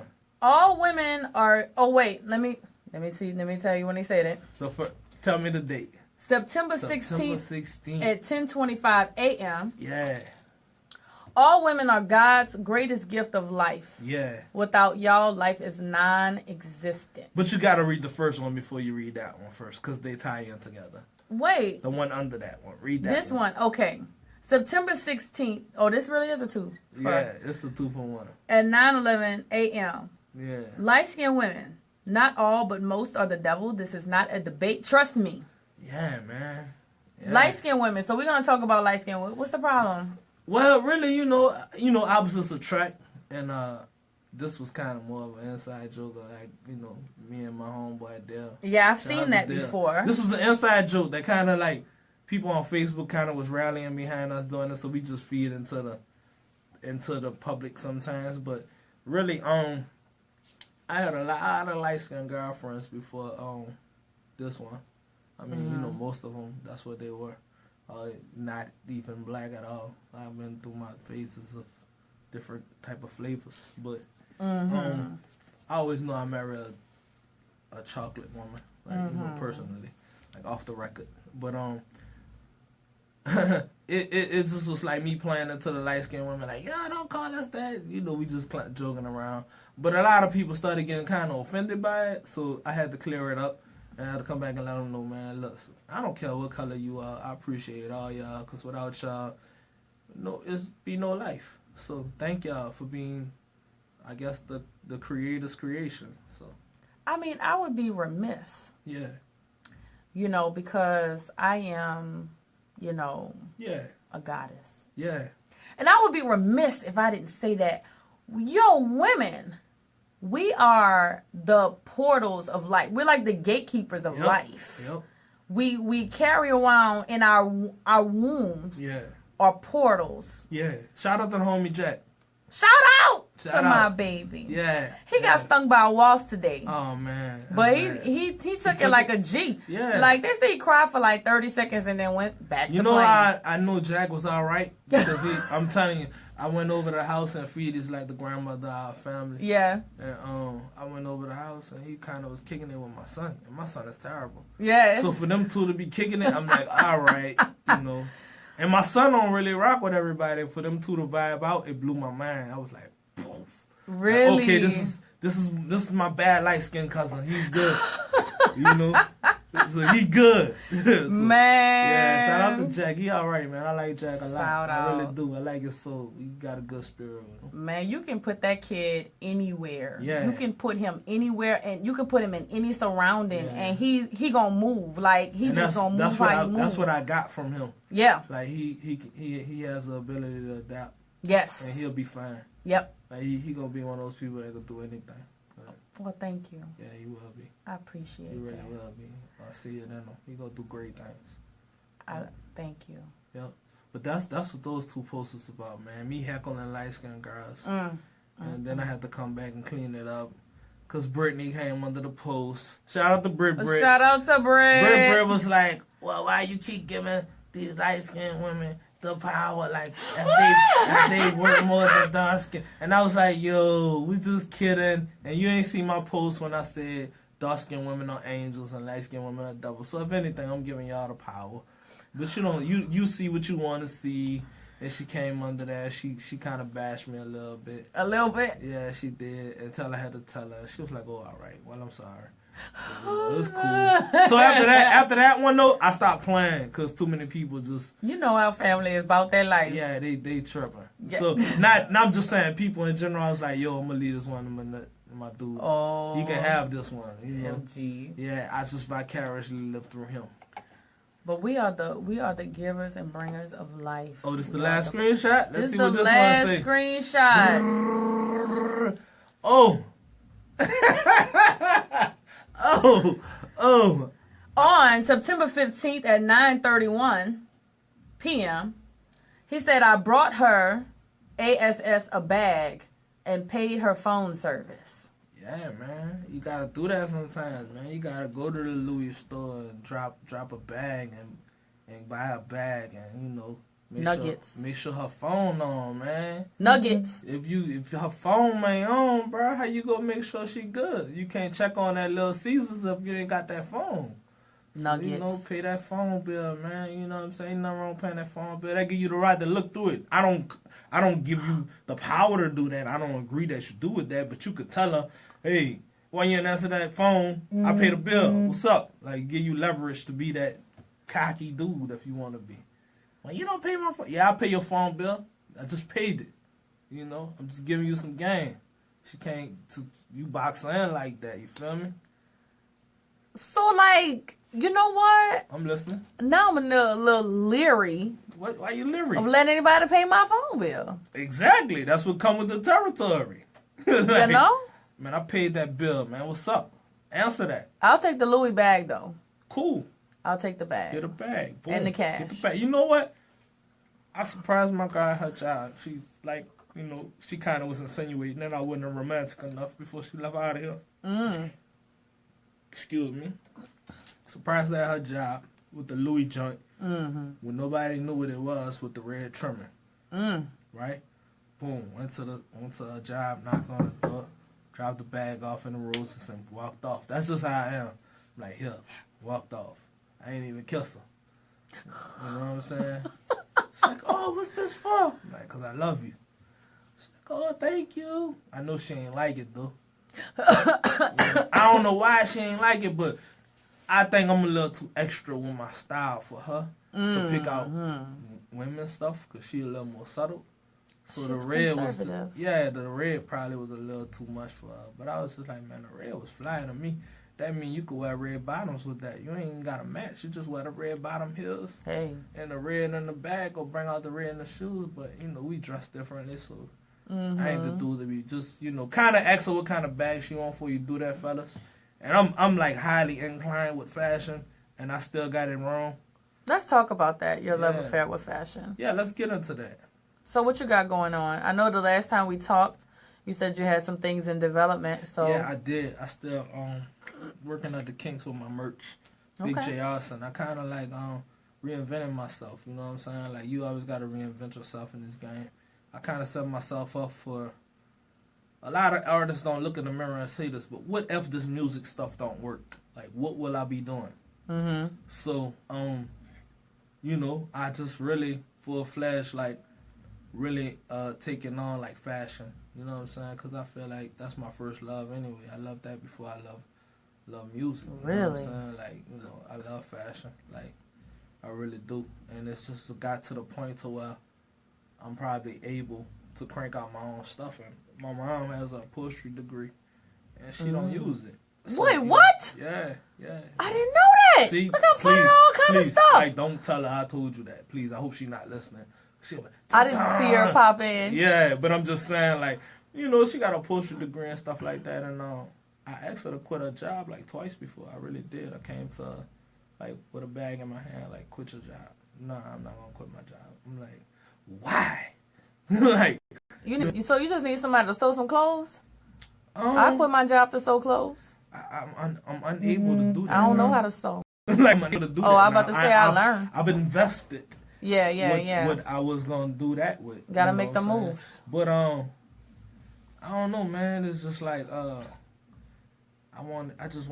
like she's cool, and I ain't saying it 'cause she my mom. Like she's talented on a whole nother level. Yeah. And she see my vision. Like my mom made me she made a shirt for me. It was crazy, crazy dope Kanye Taylor shirts, long ones, but it was made out of blue suede material. It matched my blue Margellas. It was crazy, man. I got stopped by so many women that night. It was like, oh, what is that, velvet? I was like, yeah, man, that's whatever you wanted to be, you did. But I got a girl. I can't talk too long. It's good talking to you. Have a nice night. So, you know. Yeah. Yeah, that's how you kind of got to give them the flavor. You got to give them the flavor real quick and walk off. You know, my favorite look on you was the wide brim hat with, like, the chinchilla. Oh, I love that. That's my favorite look on you. Man, I love it was that so look. you. Yeah, it was, man. And if I could walk around doing, like, the female version of that, like, I would. That would be crazy, though. Even in the summer. I don't care. I got my mom making a blue one like that for me.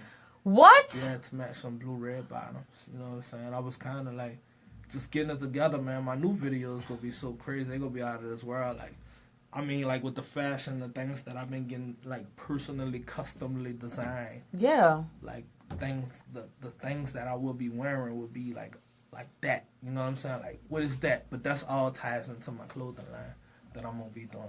So I'm gonna just kind of test running myself first. Yeah.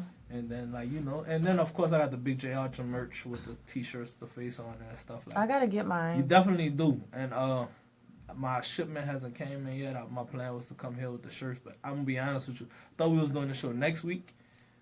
I don't know why. I don't know why either. I don't know why, but I really thought we was doing the show next week.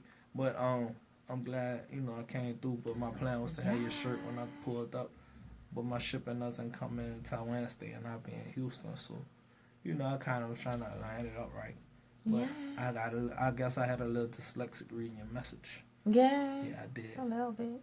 Yeah. But you know what I actually see for you? I see a private collection. I see a high fashion men's private collection. And that's what I want to do. I see that. I really do want to do that. Mm-hmm. And a lot of artists don't look in the mirror and say, "Man, what if this rap stuff don't work?" Yeah. But I truly feel like as long as you're working towards it, like something's gonna work. It might not be at a magnitude that you expect it to work on. Now this might be the door to open for the fashion. Like, who knows? Right. But you won't know unless you try. Like, you give it your best. I don't mean just try half-8. Like, you gotta wake up every day and want this. Like, I do. I wake up every day and I want this. And I'm on the phone making moves. Then I'm running around making moves. I'm in the studio recording.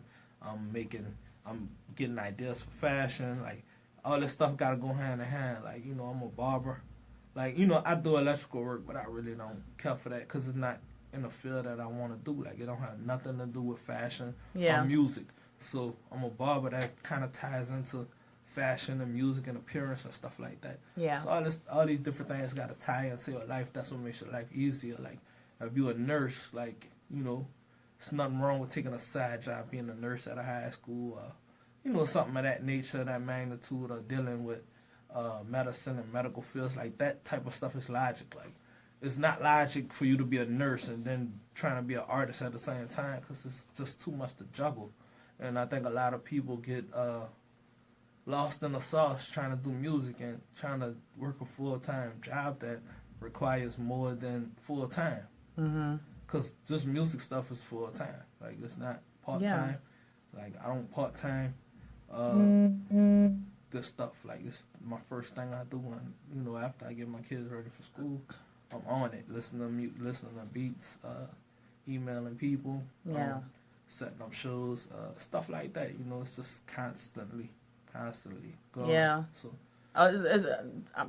I know. Yeah. Raphael says, the feeling like I just feel sometimes at one point in time before I started balancing, like I felt like I was working all the time, just trying to get here, like where Baeology is right now. I felt like I was working. Man, I'm gonna commend you on that. I kind of watched you do it, and I was just real curious on how you was gonna pull it off. Man, like just being on the side, and I see, you take your brand serious. Like, your artwork is dope.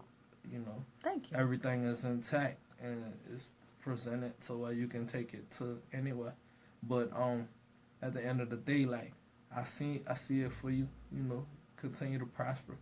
And like just me running across your stuff on social media, I'm like, man, that's dope.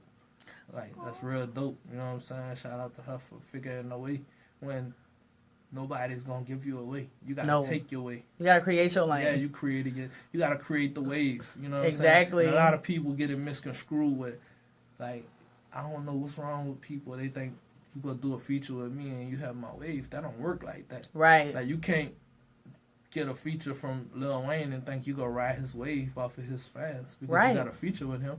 That's why I'm a firm believer in not paying for big features. Like, you might as well put that money into promotion and to creating your own wave. Exactly. But, a lot of people don't see things like that. And that's free game. You know what I'm saying? Because, like, nobody told me that. I had to figure that out myself. I hate when people ask me, you want to do a feature?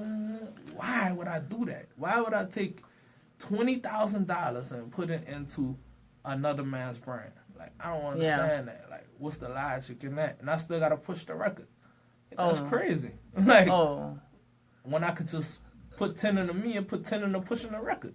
Right. And another thing I realized with this is what's for you is for you. Yeah, it is. Like, you can even try to put people on, and if it's not for them, it's not for them. And that's the whole theory of Alone in New Orleans is what I'm talking about. Like, people pick for this, man.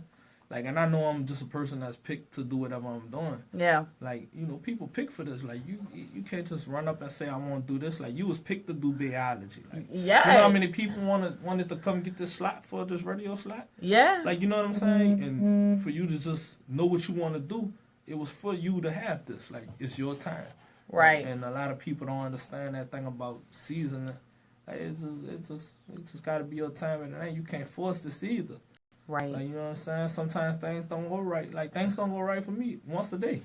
But I have to sit back and take a breather from it and regroup my energy and get it back together. And, you know, it might not go the way I wanted to go, but the creator allowed it to happen anyway. So I know it's for me. Exactly. So it is what it is. So. And I have literally, you know, watched your rap career just from, you know, start to now. Yeah. And it's just like, yo, you know, I'm like, man, yeah, we fam, but I wanted to have you on because you're an influencer. Yeah, man, I appreciate that. Yes. And when people tell me that, it kind of blew my mind. Like, it really do, because I just be like, wow. Like, you know. Yeah. I'm like, wow. Like, I was the last interview I did was with Red Style. Mm-hmm. Shout out to Red Style. And she was like, man, these younger artists really look up to you. And I'm just like, man, wow.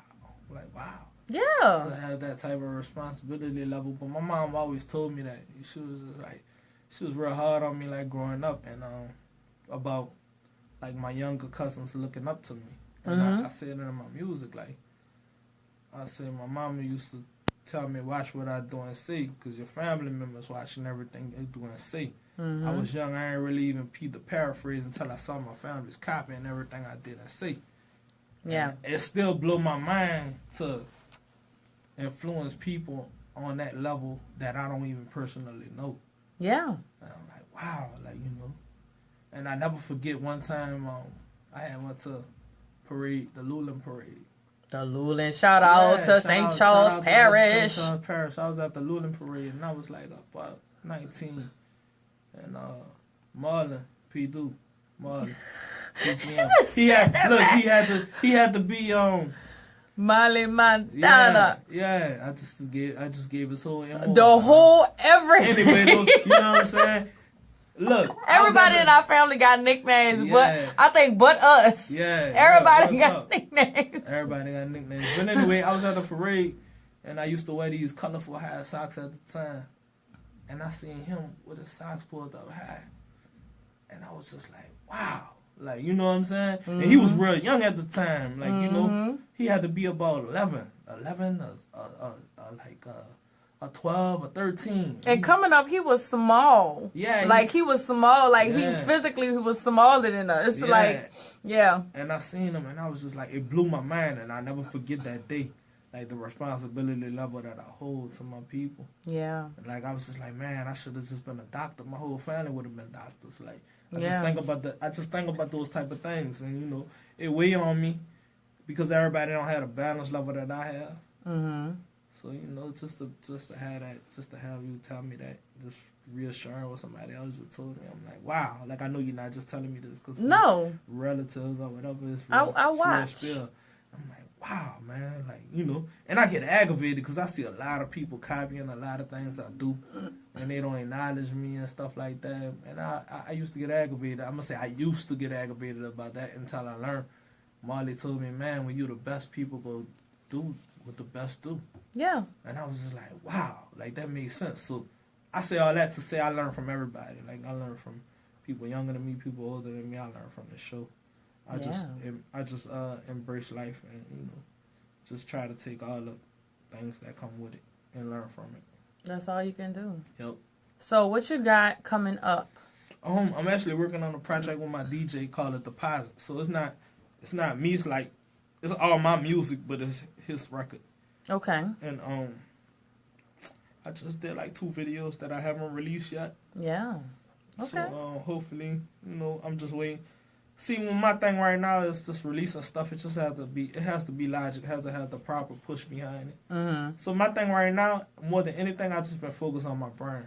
Yeah. You know what I'm saying? Just making sure people know who I am. So when I do drop stuff, I don't have 5 downloads.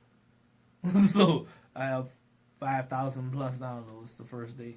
Yeah. You know, even though that's just not. I want more, but I'm just giving an example of a lot of people been asking me the question like, "What you working directly on consistency?" Mm-hmm. Like, you know, I'm working on consistency. A lot of projects I'm working on, but I'm working on building a consistent base of things that I'm doing, so nobody asking me what I'm working on.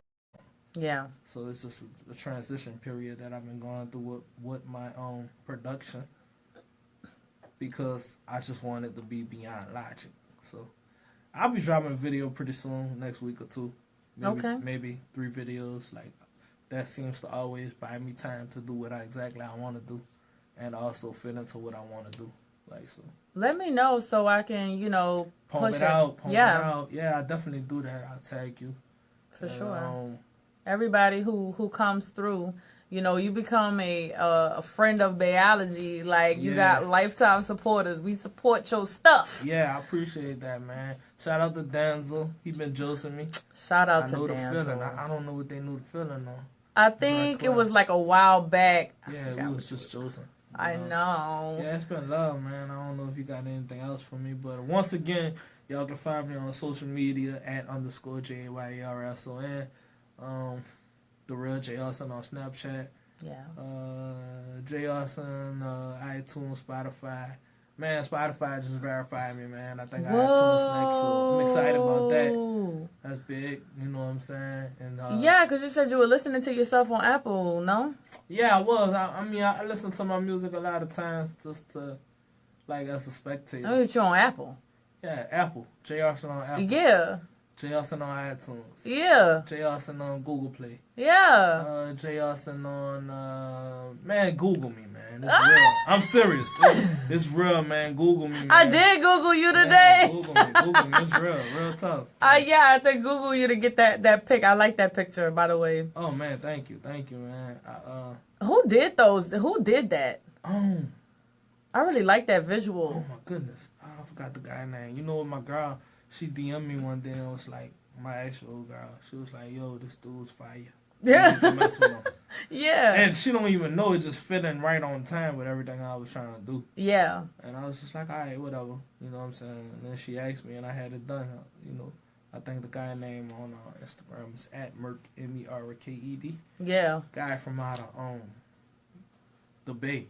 Well, he be making them designs in a good way. Yeah, he does all kind of work for all kind of people. He just did like some designs for DGK. He did some stuff for Gucci Man. So, you know, I try to work with people that's working with people. Yeah. And man, it just came out real dope. I think mine's one of the dopest ones he did. Yeah. Honestly, like, not because it's me. He just had something dope to work with. So I'm like, I'm using this one. Yeah, that type of stuff always remind me like I'm doing what I'm supposed to do. Mm-hmm. Like, you know, and for you to use that picture is crazy because I really didn't post anything because I was waiting for the graphic to get done.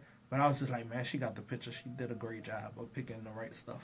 Yeah. So you know what you're doing, and salute to you for that. Thank you. Yeah, salute to you. For that. I got a little eye.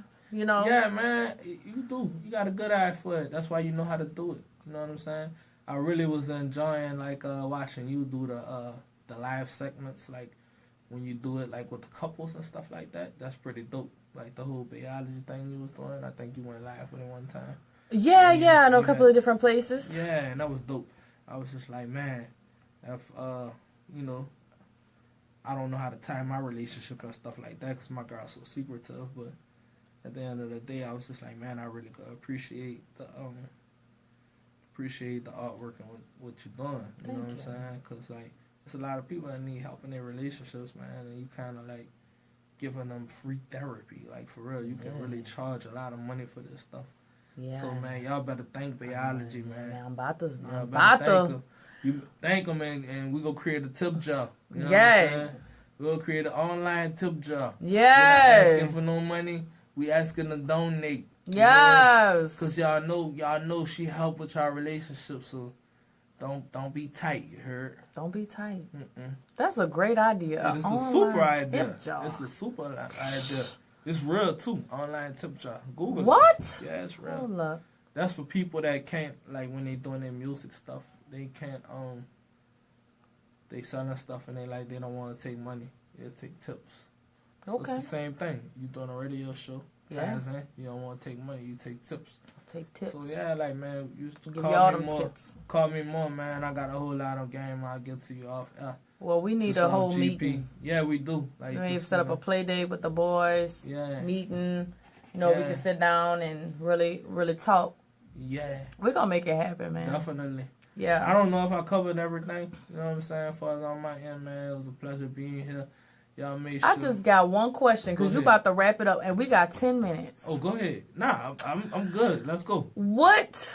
First of all, what do you call your car? Which one? The red one. Donk. D-O-N-K. Donk. Yeah. Really? Yeah.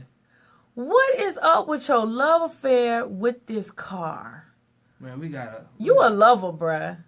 we really got a rough relationship, me and my car. I love her so much, you know, that's big. She's red, so you know my old lady don't really care for that.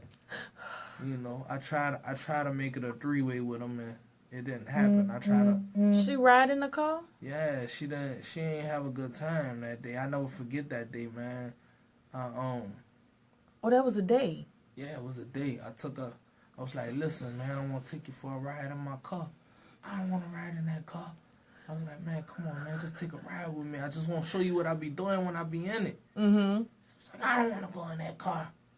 And I was just like, please, man, like, and my balance was getting worked on, so I was just really driving that car. So I finally talked her into getting in the car. She got in the car. She like, they got smoke in the car. I smell like gas. I was like, yeah, it's crazy, man. The music too loud. I got 215s in the trunk, and then you know, it was man, it was horrible, man. We was riding through my neighborhood in the summer wall, man, and it was girls waving at me. I ain't even know.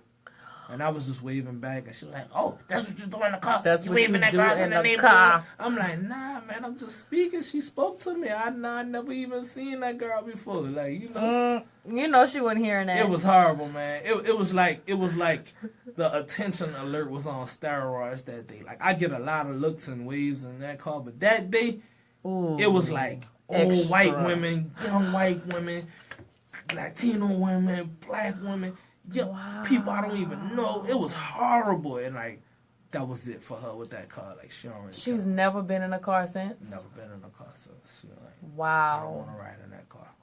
Like, Wow. I'm like, God, I try to make this a three-way.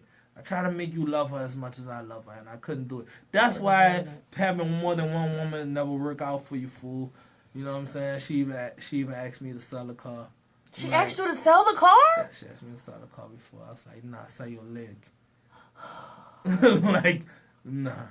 But, you know, I ain't tripping. I understand where she was coming from because I put a lot of money into the car. Yeah. And, you know, she was just looking out for my best interest. Like, you should sell it. I don't think you ever getting rid of that car. I told her that the other day. I was like, listen, next car I get, go be serious. You know what I'm saying? And she was just like, what kind of car? I ain't going over on air. But I was like, told her what kind of car I'm going to get. And she was just like, yeah, whatever. And I was like, and listen, I really been wanting this 750. You know what I'm saying? Beamer thing. Mm-hmm. I was like, I figure I'll give me like a 2011, 12, you know. Mm-hmm. She was like, I've been looking at beamies too. Yeah, she was like, where you gonna put all these cars? I was like, Mm-hmm. they're gonna stay in the yard. What you mean? They're gonna stay in the yard. She was like, no. My no. God. Like, and you gonna keep don't. Oh, I told her the dunk would be the last thing to go. You ain't never getting rid of that car. Never.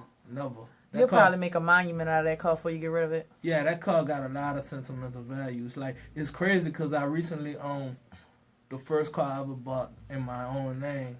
The truck. I had a truck, F-150, and I bought it back from the guy who bought it from me.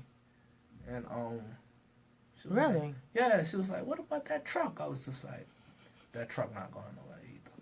It's like, but it's an old You truck. bought it back? Yeah, I bought it back. I bought it back because it kind of was fitting what I was doing. I was doing something like, I was doing some work. You know what I'm saying? I needed a truck.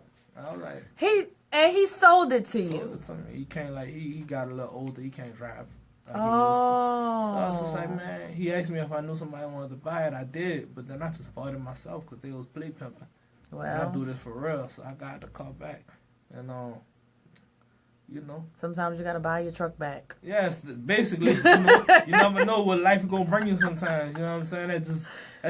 It was so crazy. Like my mom was just like, man, you never know how life gonna take you. You know what I'm saying? And it just brought back so many memories because I remember my daughter. She's 13 now, and Man, time passes she had a by. big old afro. You know what I'm saying? Like curly afro.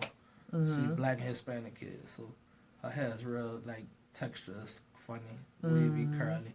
So we got pulled over by the police because she got her fro. She standing up in the back seat. She had to be like 2-3 years old.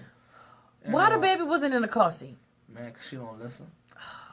So I was driving, and my son, he has like a flat top with twisties. And I look through the mirror, and all I see is little twisty hair. And I say, God, some things never change. That was crazy to me. That was like a moment in my life I could never explain to somebody else. Like a moment in time where I was just like, man, this is crazy. Like, Yeah. You know what I'm saying? To like, some things in life just come back to full surface. That's why you kind of got to leave a clean circle. You know what I'm saying? For yourself. Mm-hmm. Because you don't never know what life gonna bring you. It might bring you back to that same spot you say you hated so much. Oh. Now you forced to love it. Oh. You feel me? I'm living that right Yeah, now. bring you back to that same spot, bro. So, yeah, man, you know, it's just crazy. Like, you know, it's just happened like that. And I just took that as a whole nother lesson to myself. And I just breathe in deep and take it for what it is. And, you know. Yeah. Yeah. But the dunk never going anywhere. I love my The dunk. donk. Cause now I made a whole record about it. You know, it's What? called I Love My Dunk. Y'all can go on Apple Music and iTunes and listen to the record. You better plug. I'm serious. I really made a whole record about my car, and you know, it's dope too. We got a backstabber sample in it. Dun, dun, dun, they smiling in your face. So, Yay. it's real dope. It's groovy record, man. And I actually sat down with Empire Records about the record because they really liked it. What? Yeah, they really liked the record, and I don't know, man. You know, some things it just didn't go right. But at the end of the day, like the record is dope. Like, you know. I'm gonna have to check it out. Yeah, it's definitely dope. I mean, I ain't saying it because it's me. Like, I really sat down with labels about one record. Like, they was just like, where's the video? And I was just like, you know, I've been working on other stuff. I feel like if I'm going to shoot this video, it got to be logic. So, Right. yeah. It's like you want a video so bad for it, you front it. Yeah. But you know, they don't, like, the crazy thing about where I'm at right now is the middle. So, like, you know, some good things might happen for me. Some great things might happen. But it's not to that point yet. And that's why I feel like my focus is my brand. Like, to make it that way. To where I walk in a gas station in Acapulco, New York, and the gas station lady says, "Hi, JayArson." You know, so it's just not at that point for me yet. I mean, regionally it is, but I'm trying to take over the world. So Okay. and shout out to my people. They plug an overseas show for me, man. My first overseas show. And shout out. Yeah, man, it's gonna be first overseas show in Japan. When? Late December. Wow. Early January. They haven't given me the exact date yet, but this been in stone since about February, so That's dope. I'm kind of excited about that. You know what I'm saying? Just Yay! being able to do, like, just being able to do some stuff and get paid for it that I probably would have did for free. It's just amazing. Yeah. You know what I'm saying? Like, I really love doing music. Like, it ain't even about the bread all the time, but it just got to the point where the bread is necessary. So Yeah. yeah. So Raphael said branding is everything. Yeah, man, Brandon is everything, Raphael, and I appreciate that positive flow. But yeah, if you follow me on Instagram, I promise you'll see how serious I take my brand. You know, One more time. @ JayArson